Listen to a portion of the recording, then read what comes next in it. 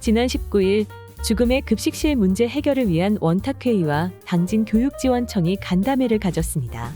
이날 당진 원탁회의는 37개교 개선 현황과 계획, 공기정화기 설치 등의 임시조치, 급식실 노동자 안전을 위한 당진시 교육행정협의회 공식 안건 상정 등을 제안했습니다. 당진교육청은 고용노동부의 시설 가이드에 미흡한 37개교에 대해 환기설비 개선 사업을 2025년까지 순차적으로 진행하기로 계획되어 있습니다. 지난해에는 4개 교의 시설 개선을 완료했으며 2023년에는 탑동초를 비롯한 7개 교에서 그리고 2024년 11개 교, 2025년 15개 교에서 시설 개선이 진행됩니다. 당진교육청은 예전에 지어진 급식실은 기본 건물에 추가로 만들어서 완벽한 구조가 아니다라며 예산은 학교마다 설계를 맞춰야만 추정할 수 있다라고 말했습니다. 면천면 성아리에서 채운동까지 총 8.3km에 달하는 시도 1호선이 지방도 승격을 승인받았습니다.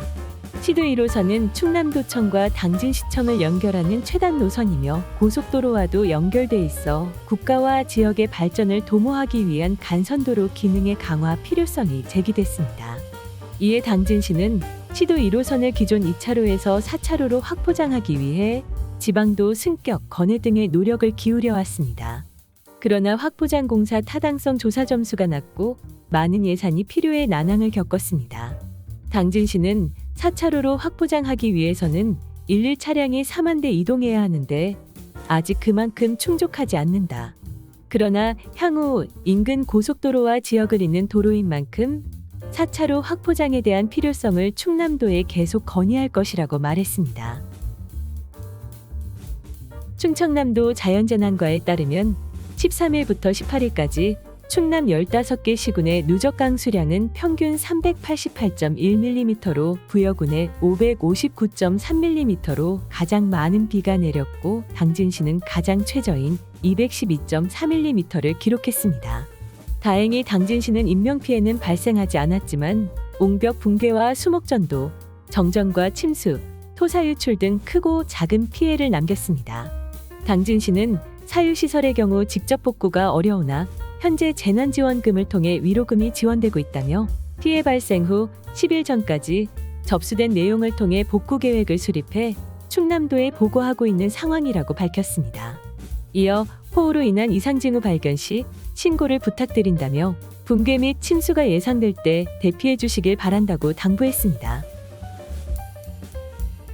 지난 19일 당진시의회 김덕주 의장이 공식 사과문을 발표했습니다. 김덕주 의장은 동료 시의원의 부적절한 언행으로 시민들의 질타를 받고 구성원 간의 갈등을 겪어왔다며 어느 한쪽에 치우치지 않고 중심을 지켜야 한다고 생각했고 혹여 2차, 3차 가해가 될까 하는 우려에 침묵했다. 신속한 대처를 못한 것에 대해 사과드린다고 입장을 밝혔습니다. 이어서 김덕주 의장은 상설윤리특별위원회를 구성하는 등 재발 방지를 위한 예방책을 마련하겠다라며 고개를 숙였습니다. 반면 김덕주 의장의 공식 사과가 진행되는 동안 전영옥 의원은 고개를 숙이고 침묵했습니다. 당진시의회 한 관계자는 현재는 윤리위원회가 별도로 운영되고 있지 않다며 의장님이 공식으로 계획을 밝히신 만큼 윤리위원회를 운영하지 않겠나라고 말했습니다. 지난 18일 대전고등법원 제2행정부가 한국전력이 당진시청을 상대로 제기한 소들섬 1원의 송전탑 공사 중지명령 취소 소송에 대해 1심 판결을 취소한다는 판결을 내렸습니다. 이번 2심에서 1심 판결이 뒤집히면서 소들섬 송전탑 반대 시민대책위는 법원을 강하게 비판하고 나섰습니다. 이에 지난 19일 기자회견을 통해 김학노 공동상임대표는 한전은 전원개발 촉진법을 만들어 생태환경을 지키려는 시민들을 완전히 무력화시킨 판결이라며 보존 가치가 매우 높은 소들섬 일대의 공사를 인정한다는 것은 법원의 가치가 도대체 어디에 있는지 의심된다며 당진시의 대법원 상고를 촉구했습니다.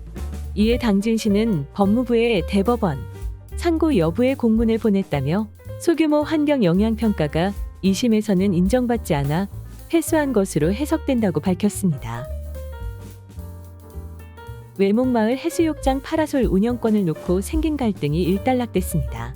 그동안 외목마을 파라솔 운영은 외목마을 번영회에서 해왔지만 올해 6월 조례가 개정되며 교로1이 마을 번영회도 자격을 얻게 됐습니다.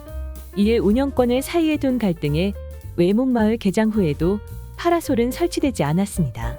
이후 당진시는 백사장 구역을 2개로 나눠 두 단체가 각각 운영하도록 했고 앞으로는 세비채목 조형물을 기준으로 백사장 일원을 두 구역으로 나눠 각각 독립 운영합니다. 파라솔 설치 외에도 파라솔형 차양막 백사장 및 시설 불법 텐트, 취사, 야영 등의 계도 역할도 각각 맡게 됩니다. 당진시는 지난 21일부터 2개 단체는 파라솔을 설치하고 있으며 늦어도 오는 28일까지 모든 파라솔 시설을 설치할 예정이라고 밝혔습니다. 당진시는 2016년부터 4년간 시민안전보험에 가입했지만 당시 수급자가 단 3명에 불과해 서비스를 중단하고 대신 당진시민 안전사고 위로금을 지급하고 있습니다. 그러나 당진의 산업구조상 안전사고 위험이 크고 최근 사회재난이 잇따르며 시민안전보험의 필요성이 다시 높아지고 있습니다. 이에 당진시는 2024년부터 시민안전보험과 안전사고 위로금 제도를 투트랙으로 추진하는 당진시 시민안전보장제를 2024년도부터 본격 시행할 계획입니다. 당진시는 사고가 발생하지 않는 것이 가장 좋지만 혹시라도 발생한 사고를 빠르게 회복할 수 있도록 시민안전보험 재가입을 결정했다며 보장 내용에 빈틈이 생기지 않고 많은 시민이 안전보장제도 혜택을 받을 수 있도록 적극 홍보할 것이라고 말했습니다. 기지시리 버스 정류소는 주변이 개발되며 이용객이 크게 증가했지만 승객들은 슈퍼마켓 한켠에 설치된 협소한 정류소를 이용하며 궂은 날씨면 더욱 불편합니다. 뿐만 아니라 기지시리 정류소를 거치는 차량도 늘어나면서 교통 혼잡을 유발하고 있습니다. 이에 당진시는 입지 및 도시 발전을 고려해 여객자동차, 승하차 시설을 조성하기 위해 타당성 조사 및 개발 계획 용역을 추진하기로 결정했습니다. 다만 향후 송하급 도시 개발의 가능성을 고려해 터미널 조성을 계획하고 있지만 아직 여객자동차 터미널로 할 것인지 정류소로 추진할지는 확정되지 않았습니다. 당진시는 그동안 시설 개선에 대한 필요성이 제기되어 온 만큼 시에서는 방안을 마련하려 한다.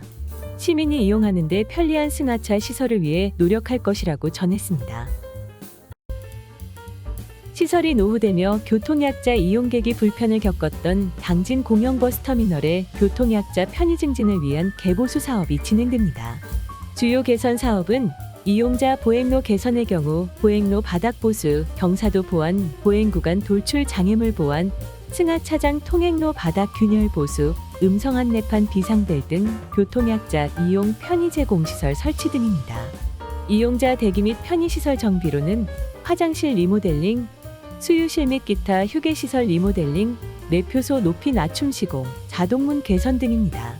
사업 기간은 7월부터 오는 9월까지 진행되며 10월 BF인증을 획득할 예정입니다. 당진시는 그동안 교통약자를 위한 개보수는 진행된 적이 없다. 앞으로 터미널의 쾌적한 환경을 위해 노력할 것이라고 말했습니다. 지난해 열린 제28회 충청남도 장애인 체육대회 종합 우승을 거머쥔 당진시 장애인 체육회는 9월 7일 보령시 일원에서 열릴 제29회 충청남도 장애인 체육대회를 앞두고 연속 종합 우승 달성을 위한 계획 및 강화 훈련 안내를 위한 회의를 진행했습니다. 이번 대회의 당진시 장애인 체육회는 총 21개 종목의 381명의 선수, 31명의 감독 코치, 임원 및 보호자 60명 등이 참가할 예정입니다. 김윤각 당진시 장애인 체육회 수석 부회장은 대회를 앞두고 참석해주신 모든 감독 코치 분들에게 감사를 드린다며 지난해 당진시는 성공적인 대회 개최 및 종합 우승 등 뜻깊은 결과를 맺을 수 있었다. 강화 훈련 기간 동안 선수 부상 없이 힘내주셔서 좋은 결과를 부탁드린다고 밝혔습니다.